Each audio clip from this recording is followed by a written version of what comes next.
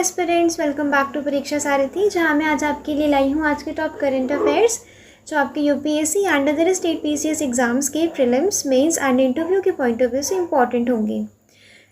आज है 14 अगस्त 2025 एंड मैं महिमा मिश्रा प्रेजेंट करती हूँ आज का न्यूज़पेपर एनालिसिस सेशन। आज का कोट क्या है? It's always seems impossible until it's done. जब तक हो नहीं जाएगा तब तक आपको इम्पॉसिबल लगेगा, बट कोई बात नहीं, आप लगे रहिए अपने लक्ष्यों को पाने के लिए। आज देखते हैं कवर क्या क्या करना है। सबसे पहले देखेंगे प्रीलिम्स क्विक रिकैप। जो हमने पिछले दिन पढ़ा है उसका हम एक क्विक रिकैप डेली पढ़ते हैं ताकि आपको याद रहे, लंबे समय तक याद रहे। ठीक है, फिर देखेंगे आपको याद है कि नहीं, इसमें हम प्रैक्टिस करते हैं एमसीक्यूज़। फिर देखेंगे डे टू डे, आज कौन सा डे सेलिब्रेट किया जाता है। फिर जयशंकर की विज़िट है, heading to Moscow. Moscow means Russia में जाने वाले हैं जयशंकर जी। जीएस पेपर 2 के पॉइंट ऑफ व्यू से इम्पॉर्टेंट है। यूएस का टैरिफ यहाँ पे इम्पॉर्टेंट हो जाता है पढ़ना, क्योंकि जब से यूएस ने टैरिफ लगाया है ना, इंडिया कोऑपरेट कर रहा है, इंडिया अपने relations with China and Russia के साथ स्ट्रेंथन कर रहा है। तो यहाँ पे ये जीएस पेपर 2 के पॉइंट ऑफ व्यू से इम्पॉर्टेंट हो जाते हैं। यहाँ पे सिंगापुर में भी हमने काफ़ी सारी एग्रीमेंट्स हमने साइन किए हैं, ठीक है, वो सिंगापुर से भी, ये वाला भी इम्पॉर्टेंट हो जाता है जीएस पेपर 2 के लिए। फिर देखेंगे इंडियन टेक्सटाइल नेविगेटिंग टैरिफ। आज टैरिफ ही है। आज न्यूज़पेपर में उतना कुछ खास था नहीं, बट इम्पॉर्टेंट है। फिर भी जितने भी टॉपिक्स आए हैं उतने इम्पॉर्टेंट यहाँ पे डिस्कस किए गए हैं। India's first private satellite constellation, यहाँ पे इम्पॉर्टेंट हो जाता है ये जीएस पेपर 3 के लिए। फिर मैपिंग करेंगे। मैपिंग में आपको पता है आजकल क्या चल रहा है, हिमालयाज़, ठीक है, तो उसी की मैपिंग करेंगे। फिर है वो कैब आपके ईपीएफओ जैसे एग्ज़ाम्स के लिए इम्पॉर्टेंट हो जाता है। प्रीलिम्स को एक रिकैप देखते हैं। कल हमने क्या क्या पढ़ा था? हमने बिल्स के बारे में पढ़ा था। इनकम टैक्स बिल के कल मैंने प्रोविजंस आपको बहुत अच्छे से समझाए थे। हमने क्या पढ़ा था? स्पोर्ट्स गवर्नेंस बिल ऑफ 2025 के बारे में पढ़ा था। इसके जो प्रोविजंस है ना, ये प्रीलिम्स के पॉइंट ऑफ व्यू से बहुत इम्पॉर्टेंट है। ठीक है जी, यहाँ पे कुछ new bodies under this act, under this bill बनाई जाएंगी। National Olympic committee, national Paralympic committee, national regional sport federations for designed sports, ये बनाया जाएगा। एक नेशनल स्पोर्ट्स बोर्ड बनाया जाएगा जो नेशनल स्पोर्ट बॉडीज़ होती है ना, फेडरेशंस होते हैं, जो उन्हें ये रिकॉग्नाइज़ कर सकता है, डी रिकॉग्नाइज़ कर सकता है। और अगर वो फेयर जो इलेक्शंस होते हैं ना, अगर वो कंडक्ट करवाने में फेल होते हैं तो क्या होगा? अगर वो किसी प्रकार का मिसमैनेज करते हैं फंड्स को, या मिसकंडक्ट करते हैं, या ग्रॉस इरेगुलरिटीज़ होती हैं मैनेज करने में फंड्स को, तो यहाँ पे उस ऑर्गेनाइजेशन को, उस फेडरेशन को डी रिकॉग्नाइज किया जाएगा। ठीक है। फिर नेशनल स्पोर्ट्स ट्रिब्यूनल बनाई जाएगी। ये क्वासी जुडिशियल होती है ट्रिब्यूनल्स, राइट। अब यहाँ पे सिविल कोर्ट की पावर्स इस ट्रिब्यूनल को दी जाएगी। एक जुडिशियल बॉडी है, एंड जितने भी डिस्प्यूट्स हैं यहाँ पे related to election of federation, जो भी हेड है फेडरेशंस की, अगर उनके इलेक्शन में जितने भी डिस्प्यूट्स हैं, ये वाली बॉडी सॉल्व करेगी। और इसका डिसीजन सिर्फ सुप्रीम कोर्ट में चैलेंज किया जा सकता है। ठीक है। सारी रिकॉग्नाइज्ड नेशनल बॉडीज़ को जो सब्सटैंशियली फंडेड बाय गवर्नमेंट है, उन्हें आरटीआई के अंदर, राइट टू इंफॉर्मेशन एक्ट के अंदर रखा गया है। अभी सिर्फ बीसीसीआई नहीं है, क्योंकि ये सब्सटैंशियली फंडेड बाय गवर्नमेंट नहीं है। यहाँ पे मैक्सिमम एज क्या कह रहे हैं आप कंटेस्ट करने की? इलेक्शंस किसके? जो भी फेडरेशंस होती हैं स्पोर्ट्स रिलेटेड, नेशनल फेडरेशन, वो 75 ईयर्स तक इलेक्शन कर सकते हैं। पहले था सिर्फ 70 ईयर्स। ठीक है, ये चीज़ें आप याद रखेंगे, इम्पॉर्टेंट है, इसके सारे प्रोविजंस इम्पॉर्टेंट हैं। Next, income tax bill. यहाँ पे डिजिटल स्पेस को डिफाइन किया गया एंड कहा गया कि अगर आपका वर्चुअल कोई एसेट रहता है ना, आपने वर्चुअली एसेट कहीं पे सेव कर रखे हैं, या आप डील कर रहे हैं, मैनेज कर रहे हैं, उन सब का एक्सेस कोड आपको देना पड़ेगा, उन सब का पासवर्ड आपको देना पड़ेगा, मैनेज करना एंड कोऑपरेट करना पड़ेगा विद ऑफिशियल अथॉरिटीज़। जैसे कि रेड पड़ती है ना, तो पासवर्ड वगैरह बताते नहीं हैं वो लोग, ठीक है, करप्ट पीपल या जिनके जो बिल्कुल सस्पेक्टेड होते हैं, ठीक है, वो लोग बताते नहीं हैं पासवर्ड, इसीलिए यहाँ पे गवर्नमेंट ने बिल्कुल मैंडेटरी किया है कि एक्सेस कोड आपको देना पड़ेगा। ठीक है जी। अब यहाँ पे जो इंडिविजुअल है इन position of electronic records account, जितने भी सोशल मीडिया अकाउंट्स हैं, अगर उनमें कोई सस्पिशन वाली एक्टिविटीज़ चलती हैं, जैसे कि मनी लॉन्ड्रिंग चल रहा है, तो उसका पासवर्ड, उसका एक्सेस कोड देना पड़ेगा, कोऑपरेट करना पड़ेगा विद ऑफिशियल अथॉरिटीज़। नेक्स्ट बताया था स्ट्रे डॉग्स। आजकल ये जो गली के कुत्ते होते हैं, ये बिल्कुल कोर्ट में धमाका मचाया हुआ है इन्होंने।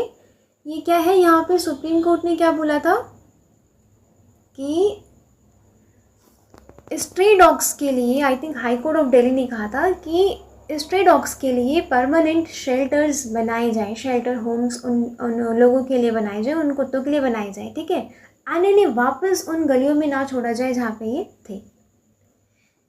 यहाँ पे लोगों ने पिटीशन दी है कि हमारा भी राइट है, right to move freely throughout the territory of India without fear of bite, right, हमें कुत्ता काट लेगा इसका कोई डर ना लगे। यहाँ पे अधिकार डिस्कस किया गया था, इसीलिए मैंने ये वाली न्यूज़ को डिस्कस किया था कल। ये फंडामेंटल राइट है गारंटीड टू द सिटीजन। कौन सा राइट है? Right to move freely throughout the territory of India, article 19(1)(d) के तहत है। एब्सोल्यूट नहीं है, बट यहाँ पे रीजनेबल रिस्ट्रिक्शंस हैं। अब फ्रीली है थ्रू आउट द इंडिया, ऐसा थोड़ा ना कहीं पे भी फ्रीली मूव कर लेंगे, नो। रीजनेबल रिस्ट्रिक्शंस यहाँ पे लगाई गई हैं, जैसे कि पब्लिक ऑर्डर, ठीक है, ऑर्डर मेंटेन रखना है, सिक्योरिटी ऑफ द स्टेट, अगर आपका इस स्टेट से बाहर निकलना मना किया गया है, आपको डिटेन किया गया है, तो आप बाहर नहीं जाएंगे, आपका राइट टू मूव यहाँ पे इन्फ्रिंज किया जाएगा। And interest of the general public, ठीक है जी, interest of the general public, जैसे कि कुछ रूलिंग्स आई थी कोर्ट की तरफ से कि जो HIV एड्स वगैरह जो इन्फेक्टेड पीपल होते हैं उनके राइट टू मूव को रिस्ट्रिक्ट किया जाता है, ठीक है। तो यहाँ पे जनरल पब्लिक के इंटरेस्ट को भी ध्यान रखा गया है। आप लोग ये रीजनेबल रिस्ट्रिक्शंस याद रखेंगे कि हमारे फंडामेंटल जितने भी राइट्स हैं वो एब्सोल्यूट नहीं है बट क्वालिफाइड है बेसिकली, ठीक है। कुछ रीजनेबल रिस्ट्रिक्शंस उन पे लागू की गई है। फिर देखेंगे 4 chip manufacturing, semiconductor chip manufacturing units लगाई गई थी, याद है, पंजाब में, उड़ीसा एंड आंध्र प्रदेश में, ठीक है। 2 उड़ीसा में थी और एक पंजाब में थी, एक आंध्र प्रदेश में थी। तो यहाँ पे इम्पोर्टेंट था कल इंडिया का सेमीकंडक्टर मिशन। प्रीलिम्स रिलेटेड हम यहाँ पे पढ़ेंगे, मेंस वाला हम कल कवर कर चुके हैं, ठीक है। ये एक क्विक रिकैप होता है। लॉन्च्ड किया गया था 2021 में। इसे फाइनेंशियल आउटले कितना है? 76,000 crore rupees. Ministry of electronics के अंदर ही आता है। इसका मेन मकसद क्या था, मेन एम क्या था कि जो कंट्री में ना सेमीकंडक्टर इतना इम्पोर्टेंट है, कितनी सारे इलेक्ट्रॉनिक गैजेट्स बन रहे हैं, हमारा इंडिया कितना आगे बढ़ रहा है, राइट, डिजिटाइजेशन में, उसके लिए सेमीकंडक्टर चिप्स का होना इम्पॉर्टेंट है। सेमीकंडक्टर मिशन का आगे बढ़ना इम्पॉर्टेंट है, ठीक है। यहाँ पे क्या होगा, फाइनेंशियल सपोर्ट दिया जाएगा उन कंपनीज़ को जो इन्वेस्ट कर रही हैं सेमीकंडक्टर्स में, display manufacturing and design ecosystem. कल 13 अगस्त था और हमने क्या पढ़ा था कल कौन सा डे था? World organ donation day. And इसकी थीम क्या थी 2025 की? Answering the call. Answering the call अगर आ जाएगा ऑप्शन में तो आप कंफ्यूज हो जाएंगे क्योंकि ये थीम से मैच नहीं कर रहा है, राइट। इसीलिए याद रखना पड़ेगा आपको ये कि world organ donation day of 2025 की थीम क्या है? Answering the call. देखते हैं वेदर यू रिकॉल, आपको याद है कि नहीं इंडिया के सेमीकंडक्टर मिशन के बारे में। पहला क्वेश्चन है, it is a specialised and independent business division within the Digital India cooperation. इसके स्कोप को, इस मिशन के स्कोप को लिमिटेड किया गया है to establishing fabrication plants for silicon based logic chips. कल मैंने आपको पढ़ाया था ये क्या क्या करेगा, ठीक है, बताइएगा। इट वॉज लॉन्च्ड, अप्रूवल कितना है? 76,000 करोड़ रुपीज़। लॉन्च किया गया था 2021 में। आप लोग राइट आंसर देंगे, ऑप्शन हैं ये। न्यू इनकम टैक्स बिल 2025 के बारे में क्या है, इसका मेन वो करेक्ट कॉम्बिनेशन आपको इसमें से चूज़ करना है। Simplify tax compliance and language, fully offset tax revenue losses by raising corporate rates, introduce faceless digital assessment and retain the previous year assessment system for continuity। ये चीज़ आप लोग बताएंगे, कल मैंने ये वाला डिस्कस किया था। आंसर देंगे आप लोग कमेंट सेक्शन में। आज डे टुडे कौन सा है? आज day partition horror remembrance day. आज के दिन पार्टीशन हुआ था, ठीक है। आज विभाजन विभीषिका समिति स्मृति दिवस है। टू रिकॉल पार्टीशन के हॉरर को हम रिकॉल करते हैं आज। एंड आज पाकिस्तान का इंडिपेंडेंस डे भी है, यौम आज़ादी, ठीक है। आज के दिन काफ़ी सारे बिल्कुल नेशन डिवाइड हुआ था अपना, काफ़ी सारे लोगों की मृत्यु हुई थी। Millions had suffered forced migration and lakhs of people lost their life. लाखों लोगों की जान चली गई। फर्स्ट न्यूज़ से स्टार्ट करते हैं। Jaishankar heading to Moscow, Wang to Delhi. यहाँ पे क्या है, हम चाइना एंड रशिया से कोऑपरेशन बढ़ा रहे हैं काफ़ी। जयशंकर जो हमारे एक्सटर्नल मिनिस्टर हैं वो जा रहे हैं रशिया, एंड चाइना के स्पोक्स पर्सन रिप्रेजेंटेटिव आ रहे हैं इंडिया। अब यूएसए ने तो हम पे टैरिफ इम्पोज कर दिए। यूएसए कहता है कोई लेना देना है भी नहीं मेरा, ठीक है। At a time when the US imposed tariff, हम रशिया एंड चाइना से कोऑपरेशन अपनी बढ़ा रहे हैं। शंघाई कोऑपरेशन ऑर्गेनाइजेशन मैंने आपको पढ़ाया था पहले भी, होने वाली है मीटिंग, ठीक है। अब यहाँ पे पीएम मोदी ट्रैवल करेंगे। एक्सपेक्टेड डेट कौन सी है? अगस्त 31, सितंबर 1, ठीक है। इस बीच यहाँ पे एससीओ की मीटिंग की जाएगी। कहाँ पे? Tianjin in China. याद रखेंगे। वन लाइनर करंट अफेयर में पूछा जा सकता है कि इस बार एससीओ की मीटिंग कहाँ हुई। चाइना की कुछ सिटीज़ दे देंगे या फिर रशिया की सिटीज़ दे देंगे। आपको याद रखना है क्या है? Tianjin in China.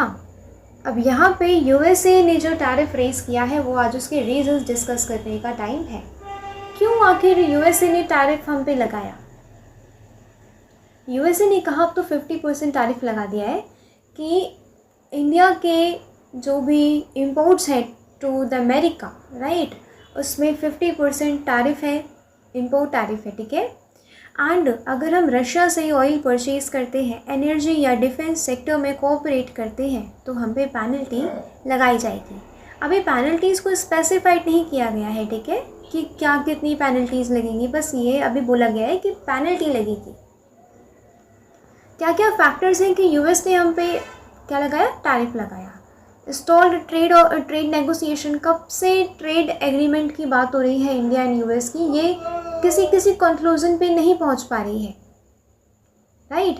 High tariffs and barriers है। यूएसए ने रेस किया है कंसर्न कि अपना इंडिया क्या करता है, अपने एग्रीकल्चर एंड डेयरी जो फार्म सेक्टर है ना, उसे ज़्यादा सब्सिडी प्रोवाइड करके ज़्यादा फ्लेक्सिबिलिटी दे रहा है, राइट, मतलब लिबरलाइज कर रहा है। अब ये चीज़ नुकसान करती है यूएसए, ठीक है। यहाँ पे क्या है?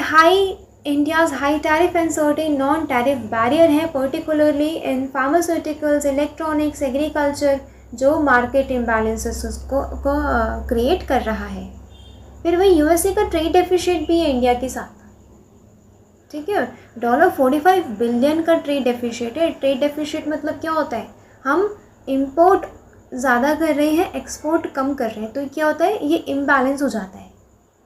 अगर इंपोर्ट जो कर रहे हैं वो अगर एक्सपोर्ट के बराबर है तो क्या होगा? ट्रेड बैलेंस होगा,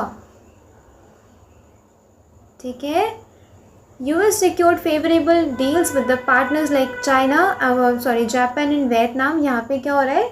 जापान एंड वियतनाम को यूएसए की तरफ से थोड़ी डील्स में फेवर मिलता है, ठीक है। अब इंडिया बिल्कुल एक प्रेशर अलाइन कर रहा है, प्रेशर वो बढ़ा रहा है, फेस कर रहा है, ठीक है, with these terms and remain globally competitive रहने के लिए। यहाँ पे क्या हो रहा है? जापान एंड वियतनाम को यूएसए की तरफ से फेवर मिलता है। और इंडिया पे लगाया है टैरिफ। तो इंडिया बहुत बड़ा भी चैलेंज फेस कर रहा है ग्लोबली कम्पिटिटिव रहने के लिए। कि हाइलाइट्स थोड़ी सी याद रखेंगे, यूएसए कितना इम्पोर्टेंट है हमारे लिए। 2024-25 में USA remained India's largest trading partner. कितनी की वो डील होती थी? $131.84 बिलियन की होती थी। ठीक है। इंडियाज़ एग्रीकल्चर इम्पोर्ट्स, जो इम्पोर्ट्स होते हैं from the US, rose by 49.1%। USA India का third largest source of foreign direct investment है। ये आप कहाँ लिखेंगे? जीएस पेपर 2 में आता है अगर क्वेश्चन तो, कि यूएसए ने तो टैरिफ इम्पोज कर दिए, कैसे ये रिलेशन को हार्म करेगा, right? Diplomatic relation, bilateral relation को। ये तो हो गया जीएस पेपर 2 के लिए। बट अगर जीएस पेपर 3 में क्वेश्चन आता है कि यूएसए की टैरिफ इम्पोज करने के बाद हमारे एफडीआई पे या हमारे एम्प्लॉयमेंट पे, हमारे टेक्सटाइल सेक्टर पे कैसा फ़र्क पड़ा है, ये चीज़ आप तब लिखेंगे। ठीक है। आप ये फिर दिखाएंगे कि एफडीआई का इतना सोर्स है और यूएसए बिल्कुल एक लार्ज एक एक्सपोर्ट मार्केट है इंडिया के लिए। ठीक है, ये चीज़ आप फिर लिखेंगे। Next important, India Singapore to boost ties in key areas from health care to tech. यहाँ पे इंडिया एंड सिंगापुर के बीच में एग्रीमेंट साइन किया गया है। Connectivity and digitalisation, health care, medicine, ये वाले टॉपिक्स हैं जो आप लिखेंगे अपने जीएस पेपर 2 में। ठीक है, जब आप इंडिया एंड सिंगापुर का कोऑपरेशन दिखाएंगे, या फिर India and south east Asia nation के साथ। ठीक है, जब आप अपना कोऑपरेशन दिखाएंगे तो आप ये चीज़ लिखेंगे। स्पेशल इनिशिएटिव्स क्या है? यहाँ पे अंडर सी प्रपोजल दिया गया है, under sea cable to carry solar energy from India to Singapore. India से सिंगापुर जाने के लिए एक अंडर सी केबल लगाई जाएगी ताकि यहाँ से सोलर एनर्जी जो भी जनरेट हो रही है वो यहाँ पे ट्रांसफ़र की जा सके, जिससे डाटा कनेक्टिविटी भी बढ़ेगी। ठीक है। आउटकम यहाँ पे क्या है? गवर्नमेंट एंड इंडस्ट्री के बीच में सिनर्जी बढ़ाई जाएगी। Manufacturing, digitalisation, health care, skill, sustainability, यहाँ पे इन मुद्दों पे ध्यान दिया जाएगा। स्ट्रैटेजिक कॉन्टेक्स्ट ये है कि सिंगापुर एक बहुत ही इम्पोर्टेंट पार्टनर है, किसमें? एक्ट ईस्ट पॉलिसी में इंडिया का। ठीक है। नेक्स्ट क्या है? Navigating tariff challenges, enhancing export competitiveness of Indian textile industry. यहाँ पे मिनिस्ट्री ने कहा है, मिनिस्ट्री ऑफ टेक्सटाइल ने, कि टैरिफ के चैलेंजेस को डील करने के लिए हमें थोड़े और सपोर्ट चाहिए होगा उन एमएसएमईज़ को जो टेक्सटाइल से डील करती हैं। एंड यूएसए एक उनके लिए लार्ज एक्सपोर्ट मार्केट था, बट अब ज़्यादा कॉम्पिटिटिवनेस बढ़ गई, राइट? अगर 50% टैरिफ लग रहा है तो हमारे कपड़े वहाँ पे ज़्यादा महंगे हो जाएंगे यूएसए में। तो इसके लिए हमें क्या सपोर्ट करना पड़ेगा। ठीक है, अपने टेक्सटाइल को। सब कमिटीज़ टू बी कॉन्स्टिट्यूटेड, यहाँ पे सब कमिटीज़ बनाई गई हैं ताकि स्ट्रक्चरल रिफॉर्म्स देख सके, आइडेंटिफाई कर सके स्ट्रैटेजीज़, ताकि कम्पिटिटिवनेस हमारी बढ़ सके टेक्सटाइल सेक्टर में। यहाँ पे मिनिस्ट्री ने क्या बोला है कि हम $100 बिलियन एक्सपोर्ट करेंगे बाय 2030। जितने भी ग्लोबल चैलेंजेस आए कोई बात नहीं, पर हम अपना टारगेट अचीव करेंगे। इंडिया क्या है? 6th लार्जेस्ट एक्सपोर्टर है टेक्सटाइल का to the world. While the USA remains India's largest export market, 28.97% of textile and apparel export जाता था किसे? यूएसए को। पर ये कितना है? अभी भी 6% है सिर्फ ओवरऑल टेक्सटाइल इंडस्ट्री का। हमें क्या करना पड़ेगा यहाँ पे? अगर यूएसए ने टैरिफ्स लगा दिए हैं ना, तो हमें चाहिए कि हम और मार्केट्स को एक्सप्लोर करें, बायलैटरल रीजनल रिलेशनशिप्स को स्ट्रेंथन करें एंड अपने लिए और सारे मार्केट ढूंढें, सप्लाई चेन रेजिलियंस करें। यहाँ पे मिनिस्टर ने हाईलाइट किया है कि ये बहुत अच्छा मौका है अपनी आत्मनिर्भरता को बढ़ाने के लिए, डीपन करने के लिए। आत्मनिर्भरता इज सेल्फ रिलायंस। हमें किसी कंट्री पे इतना ना डिपेंडेंट होना पड़े कि अगर वो कंट्री ट्रेड प्रोटेक्शंस लगा रही है, टैरिफ लगा रही है, या उसके साथ हमारे बायलैटरल रिलेशंस ठीक नहीं है, कोई डिस्प्यूट चल रहा है, बाउंड्री डिस्प्यूट चल रहा है, तब भी हम अपने पैरों पे खड़े रहें, ठीक है, किसी कंट्री के आगे झुकना ना पड़े हमें। Boosting domestic value addition, advancing sustainable manufacturing practices, यहाँ पे स्ट्रेंथन करना है इंडिया को as a global brand of supplier high quality textile. यहाँ पे अब विज़न याद रखेंगे, ठीक है, जीएस पेपर 3 के लिए विज़न इंपॉर्टेंट है। 5F अप्रोच पे ध्यान दिया जाएगा। फार्म, खेत से टू फाइबर, ठीक है, factory to fashion to foreign, ठीक है, ये चीज़ ध्यान रखेंगे, इम्पॉर्टेंट है, ठीक है, इम्पॉर्टेंट कीवर्ड है। अगर इंटरव्यू में क्वेश्चन आएगा ना कि यूएसए ने तो टैरिफ लगा दिया 50%, इससे ज़्यादा जो हार्म हो रहा है वो हमारा टेक्सटाइल सेक्टर है, ठीक है, तो क्या टेक्सटाइल सेक्टर की इम्पोर्टेंस बताइए, यूएसए का जो मार्केट था, एंड हम इसे कैसे ठीक कर सकते हैं, ठीक है, कैसे अपने लिए और मार्केट्स हम ढूंढ सकते हैं। तो आप ये चीज़ें मेंशन करेंगे कि इंडिया का जो विज़न है, farm to fibre, wood to factory to fashion to foreign, आप लोग ये चीज़ें बोलेंगे वहाँ पे, ठीक है। ये क्या है, कीवर्ड्स है कुछ जो इंटरव्यूअर को ये बताएंगे कि आप करंट अफेयर से कितना अवेयर हैं, ठीक है। नेक्स्ट एक वन लाइनर है basically, PM hails India's milestone, India ने सेल्फ रिलायंस आत्मनिर्भरता अचीव कर लिया है 100 gigavolt solar photovoltaic module manufacturing capacity में, ठीक है। देखिए हमारे जो वो मतलब इंडिया में क्या हो रहा है, सोलार पावर काफ़ी सारी है, राइट, बट यहाँ पे क्या है, थोड़ी cost, technology, resource and manufacturing के लिए मैन पावर नहीं है। तो यहाँ पे क्या है, सोलार फोटोवोल्टिक क्या होते हैं, यहाँ पे बेसिकली थर्मल यूज़ नहीं होता, सोलार की एनर्जी डायरेक्टली कन्वर्ट कर दी जाती है इलेक्ट्रिसिटी में फोटोवोल्टिक्स सेल्स के द्वारा, ठीक है। अब इसकी मैन्युफैक्चरिंग के लिए यहाँ पे यूनिट्स इस्टेब्लिश की गई थी एंड इसने अचीव किया है 100 गीगावोल्ट सोलार फोटोवोल्टिक मॉड्यूल मैन्युफैक्चरिंग का टारगेट, ठीक है जी, ये याद रखेंगे। और ये चीज़ याद रखेंगे, जो भी आप एग्ज़ाम देते हैं ना स्टेट पीसीएस वगैरह, उसमें ये पूछा जा सकता है कि कितना अचीव किया है, तो ऑप्शन होंगे उसमें 100, 70, 80 ऐसे करके होंगे, ठीक है। ऑप्शन वो राइट क्या होगा, 100 गीगावॉट। नेक्स्ट यहाँ पे वाइल्ड फायर है, यहाँ पे क्या है, ट्रांसको इन पुर्तगाल वाइल्ड फायर लगी, वाइल्ड फायर बुझाने के लिए अब यहाँ पे मैन पावर लगाई गई, ठीक है। 1000 फोर्स कर रहे हैं ये, हज़ारों पीपल को वहाँ से फ्ली करने में मतलब वहाँ से माइग्रेट करने में, भागने में, ठीक है। आप ये जगह का नाम याद रखेंगे, ट्रांसकोसो in Portugal. Next important, India's first private constellation of EO satellite under PPP model, यानी कि public private partnership. India's national space promotion and authorisation centre on Tuesday announce किया है कि पिक्सेल स्पेस है, ये इंडिया लेड कंसोर्टियम है to design, build and operate India's first fully indigenous commercial earth observation satellite constellation. First fully indigenous, हम पहली बात तो ये है कि हम किसी फॉरेन कंट्री की हेल्प नहीं ले रहे हैं यहाँ पे, ठीक है।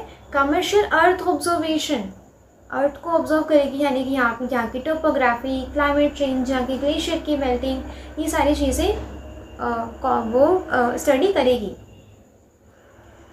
कॉन्स्टलेशन है, विद पब्लिक प्राइवेट पार्टनरशिप से ये बनाया गया है। कॉन्स्टलेशन डिलीवर करेगा analysis ready data and value added services. इसकी एप्लीकेशंस कहाँ होंगी, क्लाइमेट चेंज में, डिज़ास्टर मैनेजमेंट में, एग्रीकल्चर में, ठीक है। यहाँ पे मरीन सर्वेलेंस भी होगी, नेशनल सिक्योरिटी, अर्बन प्लानिंग, ये आप अपने जीएस पेपर 3 में दिखेंगे। जीएस वो पेपर 3 में और स्पेस है ना, उसमें आप लिखेंगे कि प्राइवेट सेक्टर भी अब कोलैबोरेट कर रहा है स्पेस सेक्टर में। फिर आप ये इस सैटेलाइट कॉन्स्टलेशन का मेंशन करेंगे।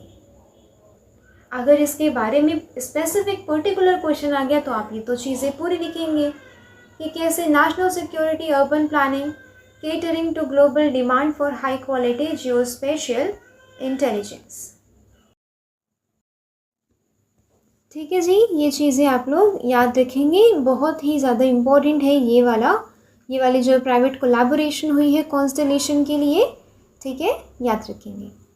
नेक्स्ट यहाँ पे नदर्न माउंटेन्स ऑफ इंडिया में हम क्या पढ़ रहे हैं आजकल? हिमालयास। यहाँ पे काराकोरम रेंज है। काराकोरम ये बताया था ट्रांस हिमालय का पार्ट। काराकोरम, लद्दाख, ज़ैंस्कर किसका पार्ट है? ट्रांस हिमालय का। उसके बाद हमने मैपिंग करी थी किसकी? ग्रेट हिमालयास की। ठीक है, जितनी भी ऊंची ऊंची पीक्स हैं ना वो ग्रेट हिमालयास में हैं। सबसे पहले देखेंगे इधर ट्रांस हिमालयास की पीक्स। K2 ब्रॉड पीक है, गर्शिरभम फर्स्ट एंड सेकंड, नंगा पर्वत है। ठीक है, नंगा पर्वत क्या है? यहाँ पे है, यानी कि ट्रांस हिमालय का पार्ट नहीं है बट ग्रेटर हिमालय से हल्का नीचे है। ठीक है, ग्रेटर हिमालय का पार्ट कह सकते हैं। नंगा पर्वत है। यहाँ पे देखिए Dhaulagiri, Annapurna, mount Everest greater का पार्ट है। मकालू, कंचनजंगा ये कहाँ पड़ेंगे? ये होंगे नेपाल में। ठीक है, ये वाले जो पीक्स हैं ये नेपाल में पाई जाएंगी। और यहाँ पे देखिए जी नामचा बारवा, कल बताया था आपको, ग्रेटर का एक्सटेंट है। ठीक है, नामचा बारवा कहाँ है? अरुणाचल प्रदेश में, जहाँ से ब्रह्मपुत्रा बेंड करती है। ठीक है, मुड़ती है वहाँ से ब्रह्मपुत्रा। धीरे धीरे करके हम पूरे शिवालिक एंड अदर मैपिंग भी करेंगे। फिर हम सेंट्रल इंडिया पे आएंगे, डेक्कन प्लेट्यू पे आएंगे, एंड जो ईस्टर्न घाट के जो भी माउंटेन पीक्स हैं, वेस्टर्न घाट के जो भी माउंटेन पीक्स हैं, ठीक है, नीलगिरी, हिमालयास, ये सारी हम धीरे धीरे कवर करेंगे। यहाँ पे देखिए ये जो सतोपंथ, कामेर, धौलभ, वो दोनागिरी, नंदा देवी, ये भी ग्रेटर हिमालय की पीक्स हैं जो कहाँ है? उत्तराखंड में। This is Kanchenjunga and Kangra. याद रखेंगे। ठीक है, ज़्यादा टफ नहीं है बट इम्पॉर्टेंट है। वो कैब कौन सी है? ये APFO जैसे एग्ज़ाम्स के लिए इम्पॉर्टेंट है। आज का वो कैब वर्ड है डेस्परेट। डेस्परेट का मतलब क्या होता है? कॉन्ट्रास्टिंग। सिनोनिम्स क्या है? डिफरिंग, मतलब कुछ चीज़ अलग है, डिफरेंट है। और वही एंटोनियम बस एक जैसी है, होमोजेनियस है। एग्जाम्पल सेंटेंस इसका क्या है? They inhabit desperate worlds of thought. ठीक है जी, अलग अलग वर्ल्ड्स ऑफ थॉट में दे इनहैबिट करते हैं। ठीक है जी, याद रखेंगे डेस्परेट का मतलब अलग अलग। तो I really and really appreciate you कि आपने वीडियो यहाँ तक देखी है। Thank you so much for watching till here. Comment करके बताइएगा वीडियो कैसी लगी, सजेस्ट करिएगा, कुछ इम्प्रूवमेंट्स, कुछ एक्सक्लूड कराना हो या इंक्लूड कराना हो बताइएगा। एंड मैंने जो आज क्वेश्चन पूछे हैं उसके आंसर्स भी दीजिएगा। शेयर करिएगा वीडियो अगर थोड़ी सी भी वैल्यूएबल लगी हो। मेरी यही कोशिश रहती है कि मैं आप लोगों की प्रिपरेशन में थोड़ा वैल्यू एडिशन कर पाऊँ, अपनी तरफ से थोड़ी वैल्यू ऐड कर पाऊँ। राइट, जो मैंने सीखा है वो मैं आप लोगों को सिखा पाऊँ, अप्लाई कर पाऊँ, जो एक्सपीरियंसेस मैंने लिए हैं प्रिपरेशन से। तो सब्सक्राइब करिएगा चैनल, एंड सब्सक्रिप्शन के बिना मत जाइएगा। ठीक है, आपके सब्सक्रिप्शन मेरे लिए बहुत बड़ा मोटिवेशन है। मेरी कितनी भी तबीयत ख़राब हो, कितना भी कुछ भी हो, कितना भी लेट हो न्यूज़पेपर इश्यू, मैं फिर भी न्यूज़पेपर बनाऊंगी, एनालिसिस करवाऊंगी, क्योंकि आप लोग पढ़ते हैं। राइट, मुझे बस यही सपोर्ट एंड मोटिवेशन चाहिए। तो मिलते हैं कल, तब तक के लिए ध्यान रखिएगा अपना। जय हिंद।